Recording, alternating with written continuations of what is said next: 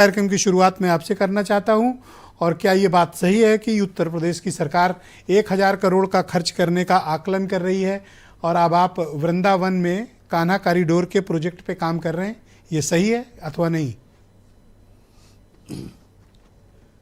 देखिए ब्रजेश जी, योगी सरकार के आने से पहले उत्तर प्रदेश की चर्चा एक आपराधिक राज्य, एक पिछड़े राज्य, एक पलायन करने वाला राज्य के रूप में चिन्हित होता था। योगी जी के आने के बाद से हमने लॉ एंड ऑर्डर को मजबूत किया, साथ ही साथ हमने उद्योगों का रास्ता प्रशस्त किया। इसके साथ बहुत बड़ा एक तबका जो पर्यटन से जुड़ा हुआ है, उत्तर प्रदेश आज पर्यटन के में शीर्ष पर आ गया है। पहले लोग सिर्फ ताजमहल देखने यूपी के अंदर आते थे, अब अयोध्या की भव्य दीपावली, बनारस का काशी विश्वनाथ कॉरिडोर, साथ ही साथ अब ब्रज तीर्थ विकास परिषद के माध्यम से हमने पूरे ब्रज क्षेत्र का विकास किया है और लगातार कर रहे हैं। कई योजनाएं चल रही हैं।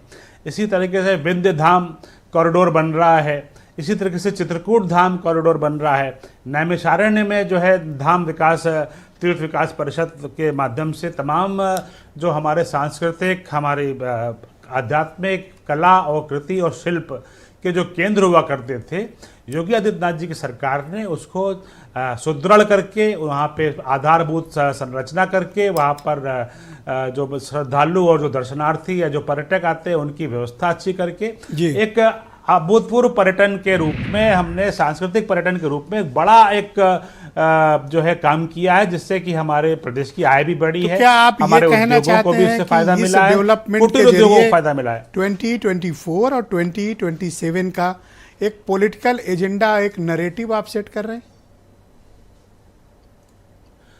अब मेरा ये मानना है ब्रजेश जी की जो भी पार्टी आती है वो अपनी छाप डालती है। समाजवादी पार्टी आई थी तो दंगाई, आतंकवादी और अपराध की चर्चा होती थी। योगी आदित्यनाथ जी की सरकार आने के बाद से विकास की चर्चा हो रही है, धार्मिक अनुष्ठानों की चर्चा हो रही है और अयोध्या और काशी के और मथुरा के विकास की चर्चा हो रही है। परसेप्शन हमारी सरकार ने बदला है। हम जनता के सुविधाओं के लिए और देश के कल्याण के लिए हम काम कर रहे हैं। प्रधानमंत्री मोदी जी की जो गरीब कल्याण की योजनाएं हैं उनको हम जमीन पर उतार रहे हैं। क्या अयोध्या के फौरन बाद अब मथुरा आपका पॉलिटिकल एजेंडा है? हमारा पॉलिटिकल एजेंडा तो पूरा देश है ब्रजेश जी। हम जनता के विकास के लिए, अपने धरोहर को सुरक्षित रखने के लिए, उसको विकसित करने के लिए और आम आदमी की सुरक्षा के लिए प्रतिबद्ध हैं।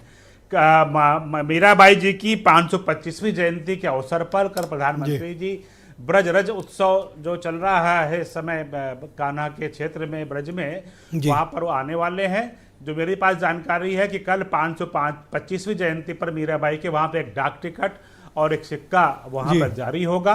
प्रधानमंत्री जी जो के बारे में जानकारी ये भी मिल पा रही है कि वह जो है राम कृष्ण जन्मभूमि के दर्शन के लिए भी जाएंगे।